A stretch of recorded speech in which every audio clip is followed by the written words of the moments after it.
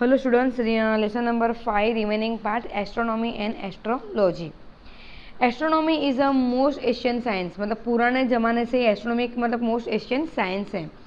Many works जैसे Grantha related, ग्रंथ के रिलेटेड जो भी वर्क होता है तो astronomy had been written in India, मतलब कि एस्ट्रोनॉमी के ऊपर बहुत सब ग्रंथ मतलब लिखे हुए थे इंडिया में।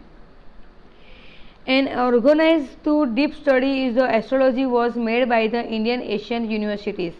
उन्हें एस्ट्रोलॉजी के ऊपर मतलब बहुत सा मतलब डीप में स्टडी इंडिया में एशियन यूनिवर्सिटी में हो चुकी थी।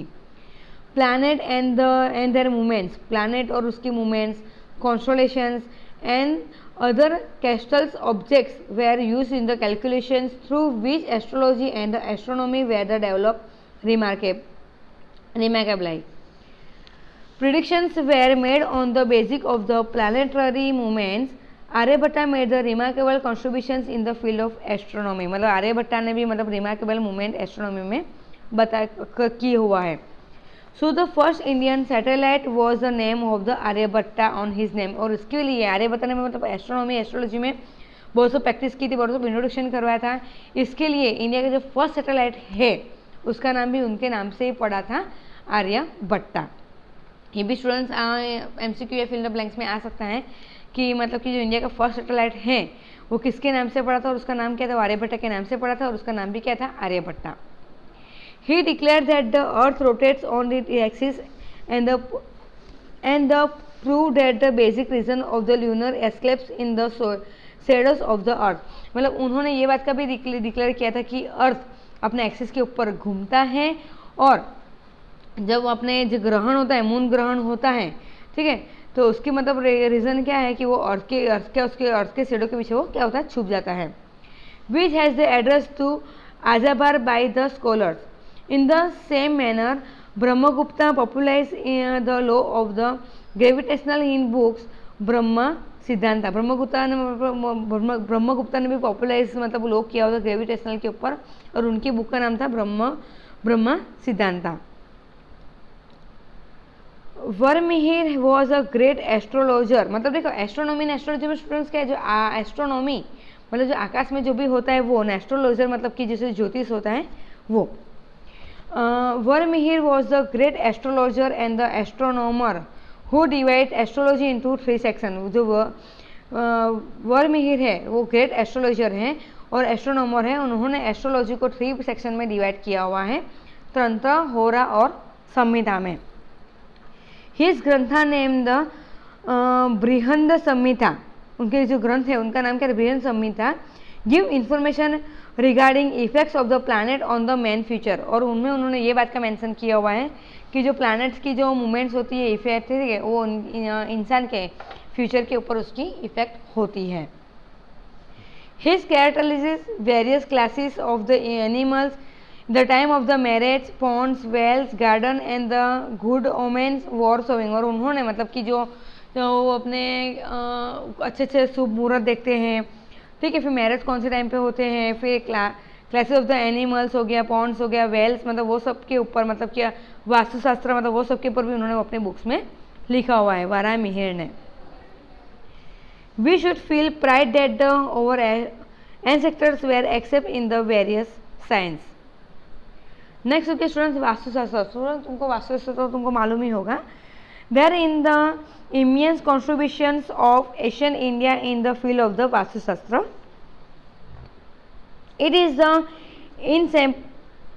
Inseparable part of the astrology. मतलब इनसेपरेट मतलब कभी भी सेपरेट नहीं होने वाला एक एस्ट्रोलॉजी का पार्ट है क्या, वास्तुशास्त्र।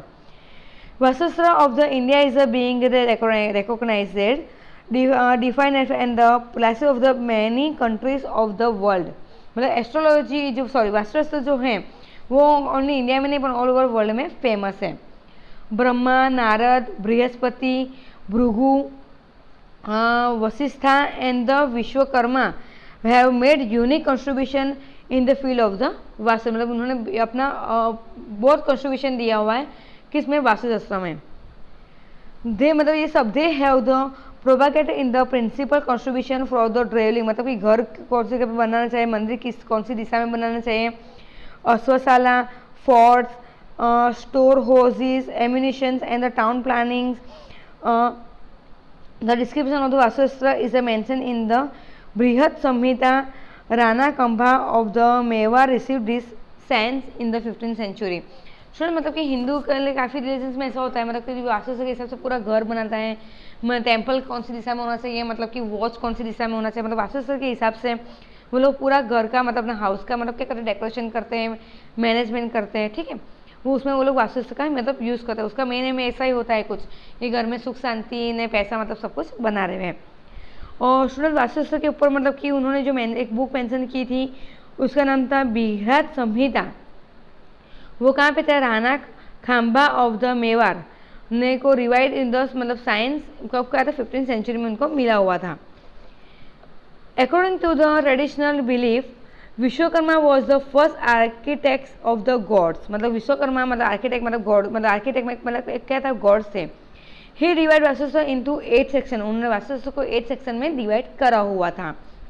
Various information of the Vastushastra like the selection of the मतलब उसमें कौन कौन से मतलब किस इन्फॉर्मेशन मतलब प्रोवाइड करते हैं, जैसे कि प्लेस मतलब जगह कौन सी तरफ के, शेप कैसा होना चाहिए, स्ट्रक्चर कौन सा होना चाहिए, proper planning of the things मतलब चीज़ों को उस तरह से प्रॉपर प्लानिंग में रखनी चाहिए, टेम्पल्स कौन सी साइड पे होना चाहिए, ड्राइंग रूम कौन सा, बेडरूम कौन सी दिशा में, मतलब वो सब मतलब उन्होंने उसको अपने मतलब क्या किया, उन्होंने वास्तुशास्त्र में उन्होंने मेंशन किया हुआ है। As the time passes by the charges are taking place regarding to principle and the understanding the Vastushastra now is to being the adopted by the foreigner। मतलब फॉरेनर भी मतलब वास्तुशास्त्र के हिसाब से अपना घर सब बनाने लग गए हैं और उसका भी मतलब उसके लिए भी उनको चार्जेस पे करना पड़ता है। Asian India knowledge of the science has been accepted by the world. Asian India का जो साइंस का जो नॉलेज है वो पूरे वर्ल्ड ने क्या किया था, एक्सेप्ट किया हुआ है। Indian culture is a very vast and the heterogeneous. It is a blending science and the religious, traditional, idols and the practice knowledge which is the rarely seen in the other country। मतलब India के पास जो knowledge है science में हर एक चीज़ में वो तुमको rarely other country में तुमको देखने को मिलेगी।